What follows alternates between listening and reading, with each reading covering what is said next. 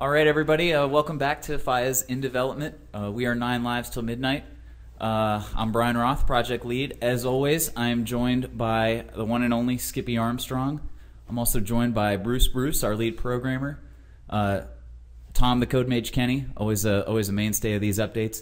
And we have a new member of the update team, our new lead artist, the Colombian sensation, Gabriel. So we're excited to have him. So hopefully you guys have been following along with some of these videos and recordings, and you watched the pitch presentation that we gave for Vertical Slice. The fact that we're recording this right now tells you that we made it through, so that's something we're really excited about. The goal for that Vertical Slice was to show a part of the game, the gameplay aspect of our game, as something really solid. The goal was to build a foundation that we could now build on, and the plan now is to build on it. To make that happen, we had to make some tough decisions about the overall direction of our game. I'm pleased to report that we've chosen to go the full emergence route. So we're going to be giving players who play our game the opportunity to play it the way they want to. And if you watched the cut day presentation, that was something I said over and over and over again. We want to give the players the ability to play the room. So how are we going to make this happen? Well, I'm going to defer to my outstandingly talented leads on this one. So the first person you're going to be hearing from is Skippy. All right, well, hey, internet world. So one of the things that we've been thinking about is, as the system was originally planned, was you would execute an action upon an NPC, and the NPC would either fail you on that action and kill you, or go get the bouncer or whatever, or they would pass and give you information. And while that kind of makes sense, we felt as though we wanted to give the players more control over the system. We wanted them to really be able to push the NPCs around and control them how they wanted to. We also wanted to have the NPCs behave on their own, meaning they would do things without being prompted by the player. So we've kind of split our new system into an NPC behavioral pattern and a targeted action system by the player to influence those patterns and change them how they see fit. And we're doing that through a couple of different mechanisms. I'm sure Bruce will get to that in his part. We're talking a little bit about the flow of the level, like the story, the objectives, the order in which things are going to occur. And we're trying to keep that we're trying to be very careful about that, not to set up a scripted event. We want to keep the immersion, we want to keep the players' choices, but we also want to give them objectives. So what we're really doing is we're scheduling objectives, we're not scheduling events. And I think that really pushes into the programming world. So, Bruce!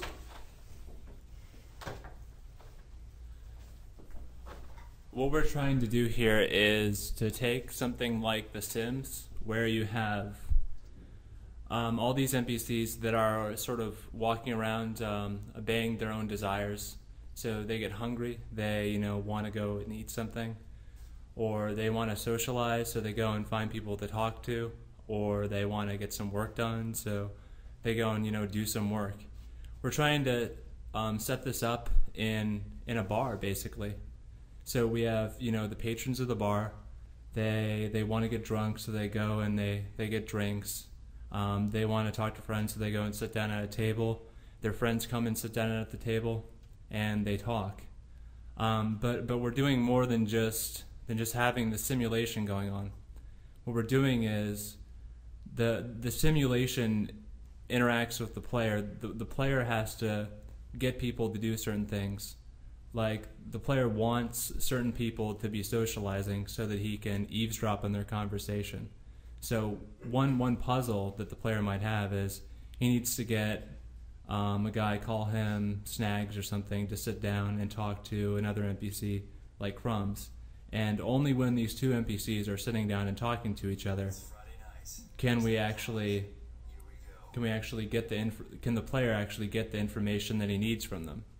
So what the player does is the player tries to manipulate the systems. He tries to reach into this thing that's almost like The Sims and push the NPCs into doing what he wants so that he can solve whatever the puzzles are or the objectives are that he has.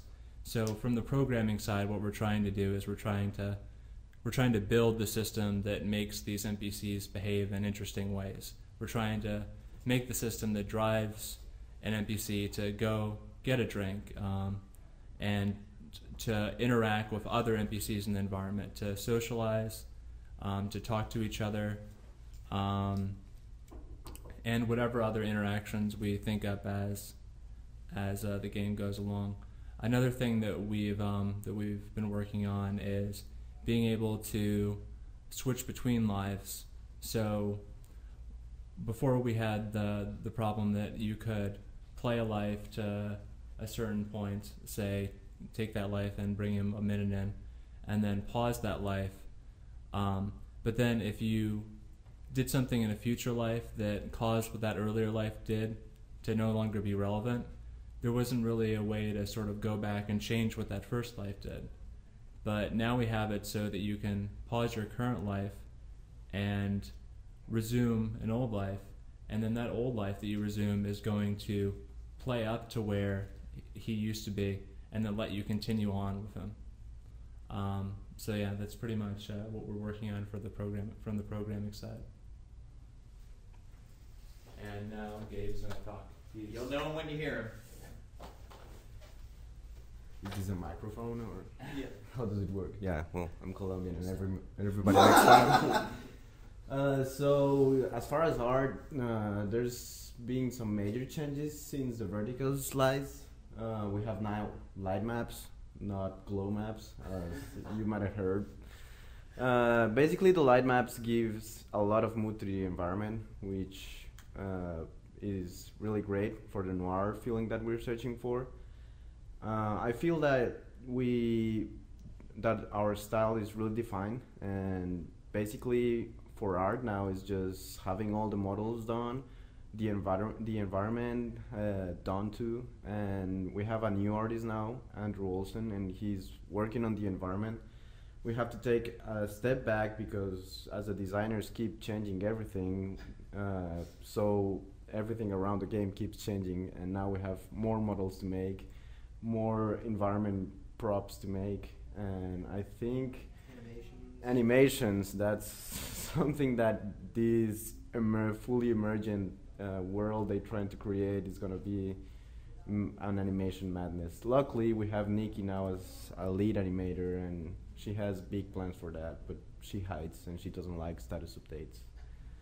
I think that's as far as art. I'm sorry for my grammar, and I'll leave you with Brian Roth again. We're really excited to have Gabe, regardless of his grammar. But anyways, that's a look at 9 Lives. You're going to see some progress, some major progress with the next in-development update. Hopefully we'll have multiple lives pausing and resuming. We'll have a way to demonstrate some of these desires and actions that we talked about. And hopefully next time you guys see this game, you're going to see a bar that's alive and not just a character who's alive moving around in a bar. Thanks for listening.